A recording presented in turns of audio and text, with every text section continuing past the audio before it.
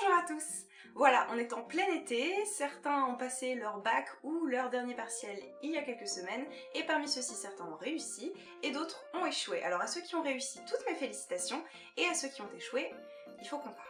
Que vous soyez gagnant ou perdant, restez avec moi que je vous explique en quoi aucun d'entre vous n'a réellement perdu.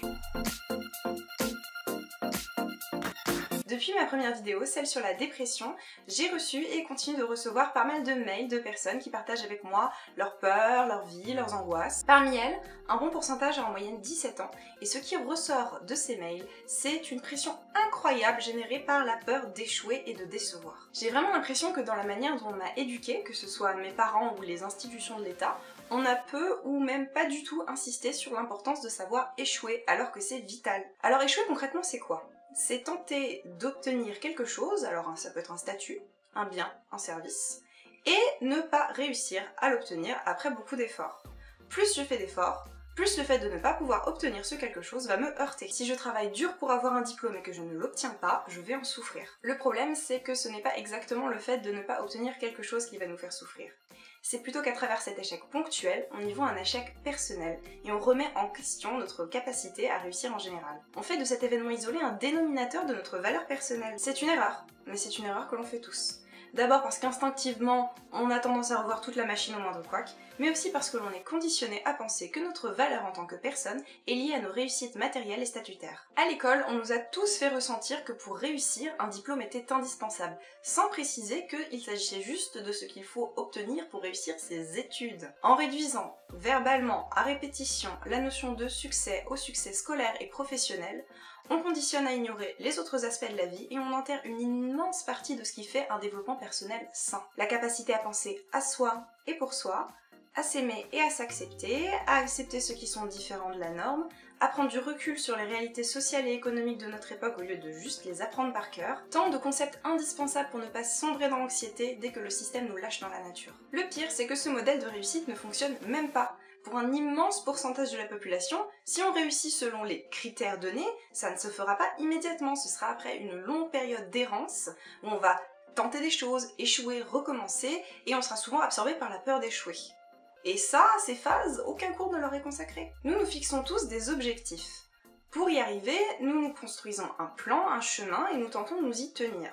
À cause de tout ce que j'ai mentionné précédemment, on oublie souvent de marquer en haut du plan « Attention, tu vas échouer et c'est normal ». On voit l'échec comme un énorme rocher qui nous barre la route sur le chemin, qui nous impressionne et qui nous éloigne de notre rêve. On rééchafaude notre plan à plusieurs reprises pour éviter toutes les situations où on pourrait être confronté à ce rocher. On a plusieurs techniques pour ça, soit on revoit nos ambitions à la baisse, soit on se draine psychologiquement en étudiant sans relâche, soit on passe à côté de moments précieux de détente pour se maintenir à flot. Et au final, est-ce que cela nous garantit qu'on voyagera tranquillement sans jamais être confronté à l'échec?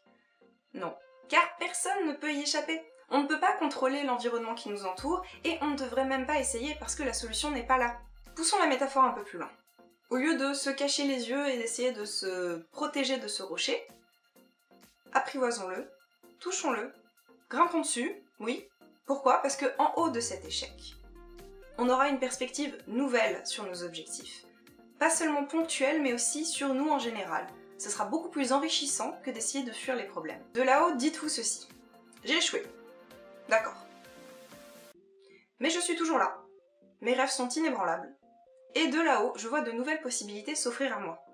Je vois désormais que, même si j'échoue, je n'arrête pas de progresser. J'ai vaincu ma peur d'échouer parce que même si je l'ai rencontrée, je vais très bien. Le soleil se couchera toujours ce soir, se lèvera toujours demain. Je pourrai continuer à vivre ma vie, à échanger avec ceux que j'aime, et je trouverai toujours un moyen de faire ce qui me rend heureux.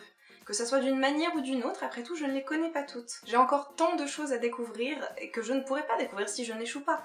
Parce que sur un chemin tranquille, sans rocher, sans montée, il est impossible de prendre de la hauteur. Heureusement que j'ai cette capacité d'échouer.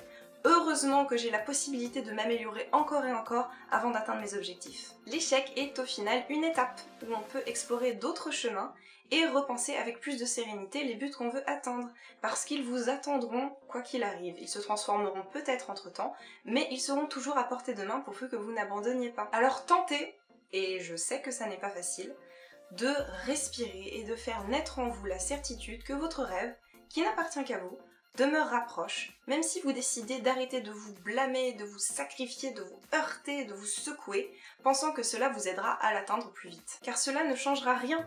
Simplement, vous atteindrez votre objectif après un lot de souffrances auquel vous n'avez pas à vous soumettre pour compléter votre voyage. Prenons une autre métaphore, celle de l'arbre. Je l'ai déjà utilisée dans d'autres vidéos et je vais la reprendre ici parce que pour moi, c'est la plus intelligible pour comprendre ce qu'est réellement le succès. Votre objectif est au sommet de cet arbre. Pour y arriver, vous allez devoir grimper jusqu'en haut.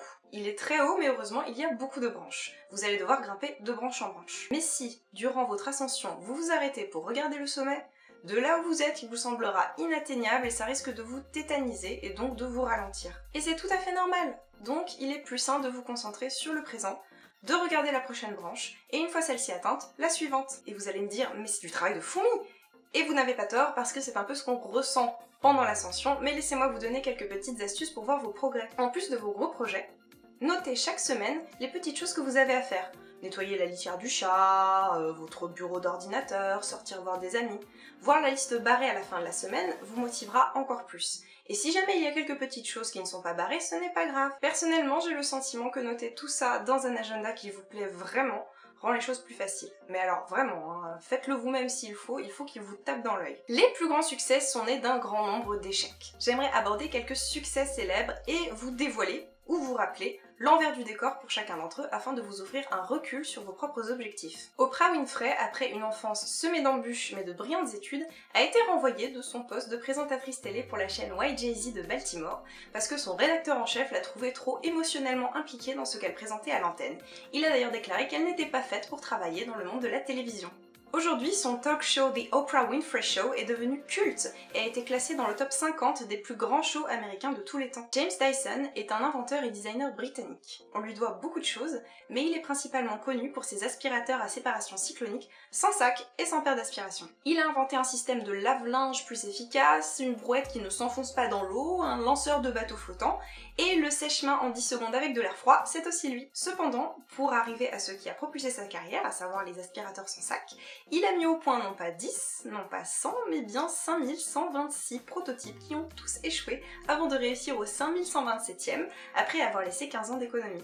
Les investisseurs britanniques se montreront en plus de cela très frileux et il sera obligé de débuter la production au Japon. Joanne Kathleen Rowling, J.K. Rowling, sans doute la success story la plus connue par notre génération. L'auteur de Harry Potter vivait dans une situation précaire financièrement et psychologiquement et élevait sa vie seule au moment où elle a commencé à écrire son chef-d'œuvre. Après avoir envoyé son manuscrit à 12 maisons d'édition qui le rejetèrent toutes, c'est finalement l'éditeur d'une petite maison de production, Bloomsbury Publishing, qui décida de lire son travail avec sa fille de 8 ans. Celle-ci aima tant lire les 3 premiers chapitres d'Harry Potter à l'école des sorciers qu'elle demanda à lire la suite, ce qui poussa l'éditeur à accepter le manuscrit en question.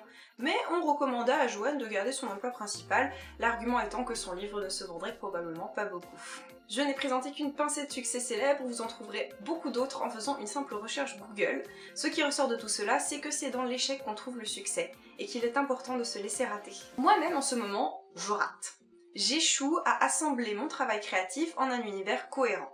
Je me sens artiste mais je me diffuse en tant qu'illustratrice. J'ai un propos que je peine à unifier et je me sens un peu perdue. Mais c'est bien d'être perdue et de douter. Du doute naît la véritable intention, celle dont nous n'avons même pas conscience. J'espère que cette vidéo vous aura aidé à prendre du recul sur votre situation, car je sais qu'il est très difficile d'en prendre lorsqu'on est face à un échec qui nous semble décisif. Rappelez-vous que l'anxiété, c'est au final notre cerveau qui nous joue des tours, et que dans la réalité, la situation n'est absolument pas aussi dramatique qu'elle paraît. Dans quelques années, peut-être elle vous semblera même amusante. Alors prenez du temps pour vous, faites la sourde oreille à tous ceux qui vous poussent dans vos retranchements alors que vous donnez déjà tout ce que vous avez et recentrez-vous. Nous avons tous besoin de ces périodes d'hibernation mentale pour créer quelque chose de grand. Que ça soit une carrière, une œuvre, une cause, tout le temps que vous prendrez à méditer, à partager, vous reposer, vous cultiver, tout ce temps-là ne sera jamais perdu. C'est même lui qui alimentera vos plus grands succès. Je vous dis donc à bientôt et vous souhaite de passer un bel été. Ciao!